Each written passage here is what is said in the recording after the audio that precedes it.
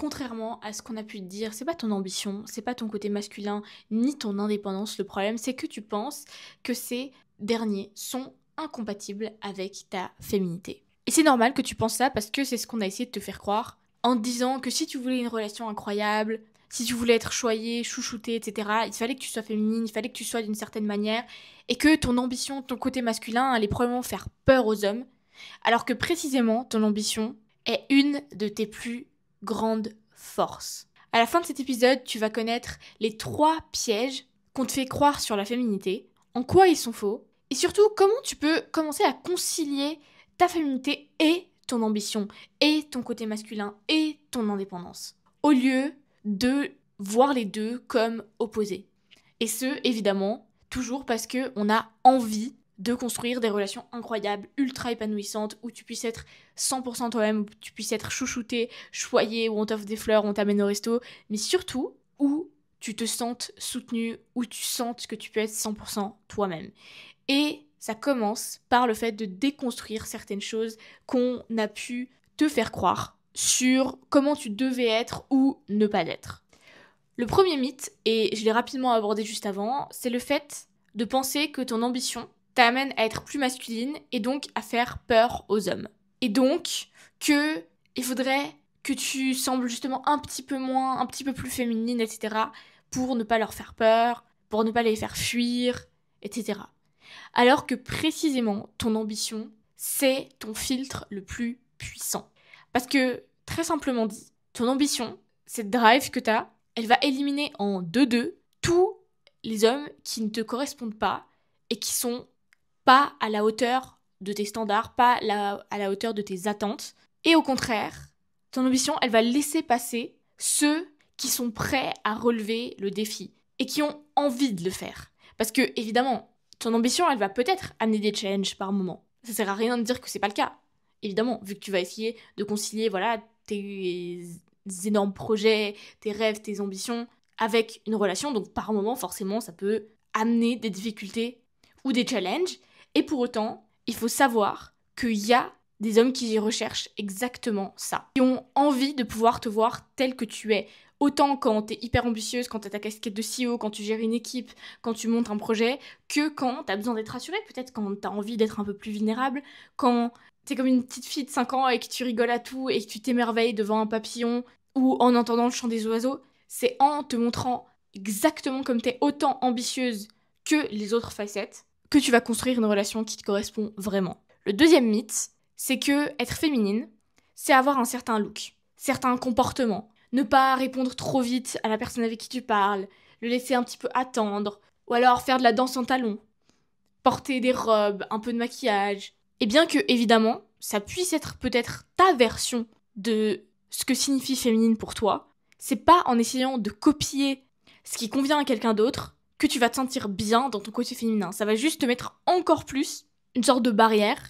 une sorte de protection, parce que tu vas sentir qu'en fait, c'est pas toi. La question pour vraiment trouver ce côté un peu plus féminin de toi, c'est pas de suivre les 5 étapes pour être féminine d'une vidéo que t'as pu trouver sur YouTube ou sur Instagram, ou pire sur TikTok. Non, je rigole, en vrai, il y a des trucs bien sur TikTok parfois. C'est de trouver ta propre définition de ce qui est féminin. Et pour moi, ce qui est féminin, c'est ce qui te fait te sentir safe, ce qui te fait te sentir connecté à ton corps. Alors peut-être que c'est la danse, mais peut-être que c'est planifier ton prochain voyage. Et je le dis parce que, pour une de mes clientes, on travaillait justement sur sa définition de ce qui est féminin, de ce qui est... de voilà comment elle veut se sentir elle dans son féminin et pas de correspondre à des attentes extérieures. En fait, ce dont on s'est rendu compte, c'est que elle adorait planifier les voyages pour son partenaire et elle. Alors que typiquement on dirait ah bah non, c'est à lui de planifier, c'est à lui de booker l'hôtel, les vols, etc. Non, en fait elle adorait faire ça et son mec était un peu moins chaud à le faire, un peu moins même compétent, c'est-à-dire ça lui prenait beaucoup plus de temps, ça lui prenait de l'énergie. Donc en fait ils ont trouvé leur propre équilibre entre elle qui planifiait, c'est-à-dire elle allait regarder un peu l'hôtel parce qu'elle kiffait regarder les différents hôtels, etc. Plus les vols parce que ça lui prenait pas beaucoup de temps. Et son mec s'occupait sur place de toutes les activités, etc., etc. pour que sur place, elle puisse mettre son cerveau sur off. Et pour ça, elle a dû créer sa propre définition parce que si elle avait suivi les conseils de XY personnes qui te disent être dans ton énergie féminine, c'est lui laisser planifier, c'est lui laisser booker les vols, l'hôtel, etc. et que toi, t'es rien à faire, alors qu'en fait, toi, tu kiffes faire ça et qu'en plus, ça te fait même peut-être te sentir plus en sécurité parce que du coup, tu sais où tu vas aller, dans quel hôtel, etc. et que du coup, sur place, ça te permet vraiment d'être dans le moment présent, etc. au lieu de peut-être être stressé parce que tu sais pas où est-ce que vous allez, quel vol vous prenez, etc. C'est de trouver ta propre définition de ce qui est féminin, de ce qui est peut-être plus masculin pour toi, de comment est-ce que tu as envie d'interagir dans ta relation par rapport à ça, et de pas te laisser influencer par des standards extérieurs ou par des critères extérieurs qui sont de un subjectifs et de deux qui probablement te correspondent pas, surtout si tu es ambitieuse et que tu as des grands objectifs. Et le troisième mythe que j'ai pendant longtemps cru et qui affectait fortement la façon dont j'interagissais dans mes relations, dont je communiquais, dont je m'investissais aussi, c'était le fait que j'étais certaine qu'il fallait que je choisisse entre soit réussir dans mes projets, réussir dans mes études, réussir dans mon travail, etc., soit être aimée, avoir une relation incroyable. Soit être forte, être masculine, être indépendante, masculine entre guillemets, hein, évidemment ça veut dire faire pas mal de trucs, etc., si on prend la définition de ce qu'on entend en général, ou bien être féminine, être désirée, être choyée, chouchoutée, etc. Et en fait, pour moi, le problème ici, c'est quand on oppose les deux. C'est quand on croit que, par exemple, être masculine, ça va à l'encontre d'être féminine. Sauf que pas du tout, parce que déjà, on porte les deux polarités en nous. Et c'est quand on arrive à trouver notre propre équilibre, en justement, comme j'ai dit avant, de trouver qu'est-ce qui est vraiment féminin, entre guillemets, pour toi, qu'est-ce qui est masculin, entre guillemets, pour toi, comment est-ce que tu peux concilier les deux, et surtout de comprendre qu'en fait, une structure masculine permet ensuite au féminin de davantage s'épanouir. Mais surtout, le point ici, c'est pas de devoir choisir entre les deux. Tu peux avoir les deux. Le point, c'est de comprendre ce qui se cache derrière le fait, par exemple, de te montrer forte ou entre guillemets masculine. Parce que je suis désolée, mais il y a un moment donné, si tu veux atteindre des objectifs, et tu le sais très bien, si t'as des ambitions, si simplement t'as envie d'avancer dans quelque chose, il y a un moment où tu vas pas pouvoir être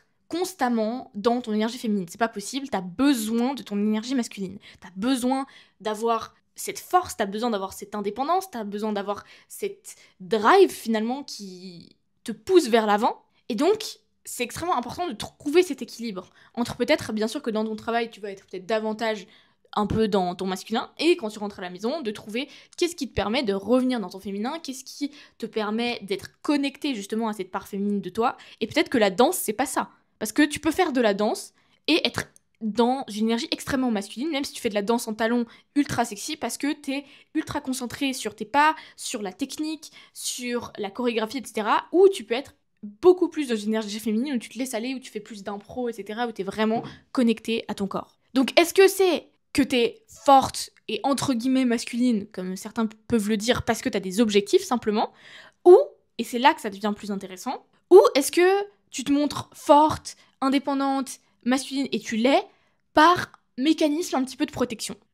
Et ce que j'entends par là, c'est quand justement tu vas avoir une certaine armure, je pourrais dire, où tu vas pas vouloir te montrer vulnérable déjà premièrement. L'exemple typique, c'est d'avoir vraiment la hantise qu'on te voit pleurer. Je sais que c'était mon cas pendant vraiment longtemps. D'avoir beaucoup de peine à t'ouvrir à une nouvelle relation, même si tu sais que potentiellement ça pourrait être une très belle relation,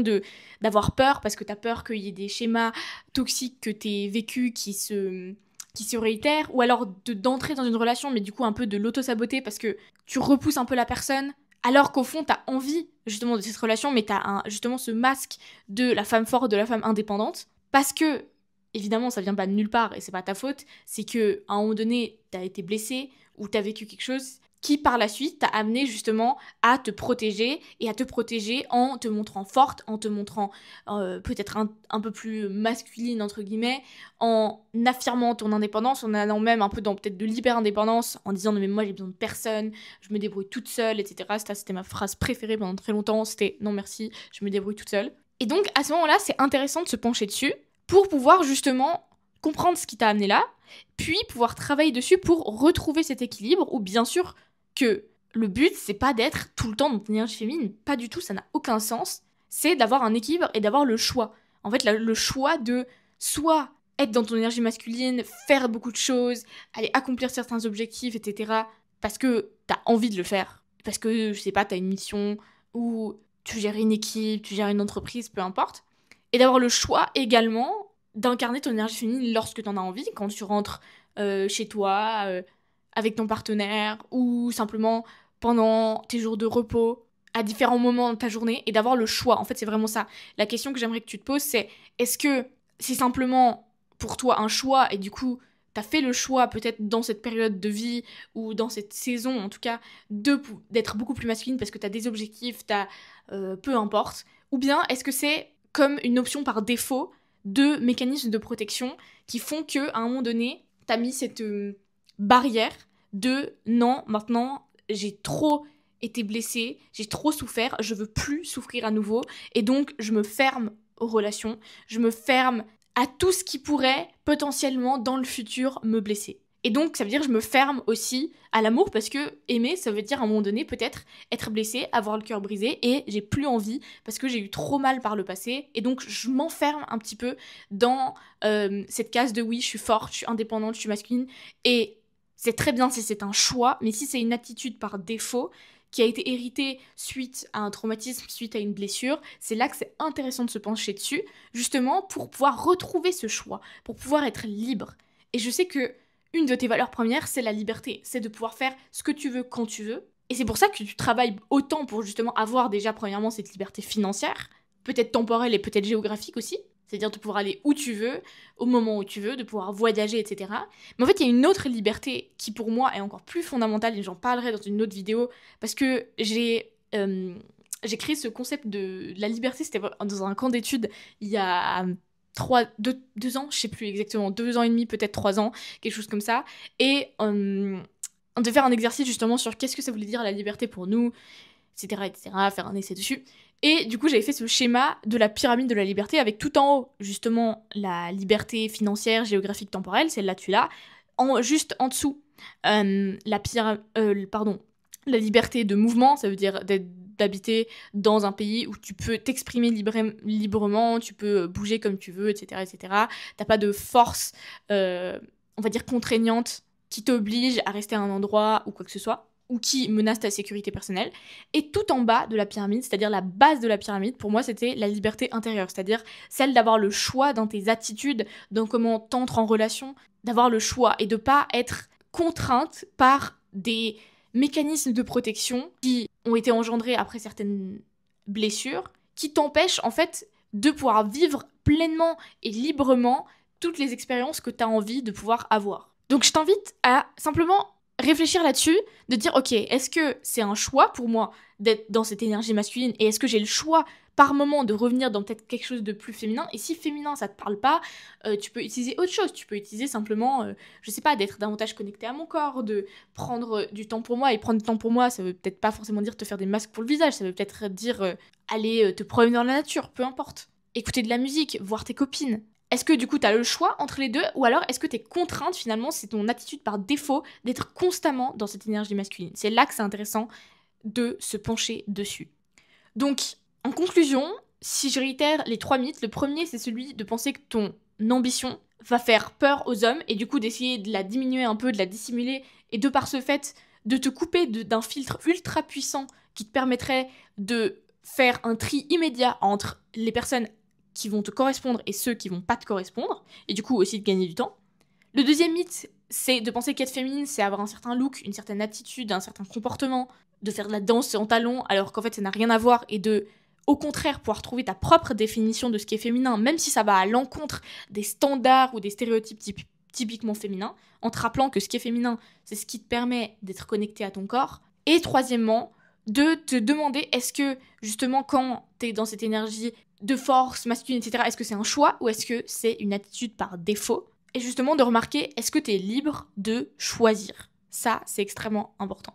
Et maintenant, si t'as envie, justement, peut-être d'incarner un peu plus ce côté féminin, mais à ta manière, avec ta définition, et de, justement, avoir davantage de choix si tu te rends compte que c'est peut-être pas le cas actuellement, que t'as envie que, quand tu sois devant le miroir, tu sois plus en train de voir que tes imperfections, que ce qui devrait changer, etc. Mais t'as envie de te voir comme ultra sexy, attirante. T'as envie de toi-même te trouver attirante, pas pour quelqu'un d'autre, mais pour toi, sans pour autant avoir besoin de changer quoi que ce soit physiquement. Je vais pas t'offrir un programme de fitness de 30 jours pour avoir des plus gros fessiers, pas du tout. C'est de changer quelque chose à l'intérieur pour que, même à l'extérieur, s'il y a rien qui change, ta confiance et la façon dont tu te vois switch complètement. Si tu veux devenir la femme aussi qui inspire, que les gens admirent, vers qui ils se sentent naturellement attirés, mais sans vraiment même comprendre pourquoi, si t'as plus envie de cacher ta vulnérabilité, t'as plus envie de tout le temps avoir ce masque de la femme forte, et au contraire t'as envie d'utiliser peut-être tes moments plus vulnérables comme une opportunité de créer plus de connexion, plus de profondeur dans ta relation ou tes relations, ce qui d'ailleurs va te permettre d'attirer les bonnes personnes vers toi. Si t'as envie de passer d'une énergie un peu de contrôle à une énergie plutôt de réception, où tu peux accueillir des compliments, des fleurs, des cadeaux, des petites attentions, etc. sans te sentir redevable ou sans te sentir gêné ou mal à l'aise. Parce que c'est aussi là que les relations vraiment profondes où tu te sentiras vraiment toi-même commencent. Et c'est aussi là qu'on dit bye bye aux mecs qui sont là juste pour que tu les éduques. Et si surtout t'en as marre de chercher à paraître féminine parce qu'on t'a dit que c'était la clé pour X, Y, Z, et que t'as envie au contraire d'incarner peut-être plus ce côté féminin, mais d'une manière naturelle, qui déborde de toi sans même que t'aies à y penser, qui te rende magnétique, qui te rende mais irrésistible, d'où aussi les compliments sortis parfois de nulle part, et ce sentiment vraiment délicieux d'être bien dans ton corps. J'organise une masterclass que je nommais l'art de briller, où je vais te montrer exactement comment tu peux te reconnecter à ta vraie essence féminine et pas juste ce qu'on t'a dit que c'était, enlever un petit peu cette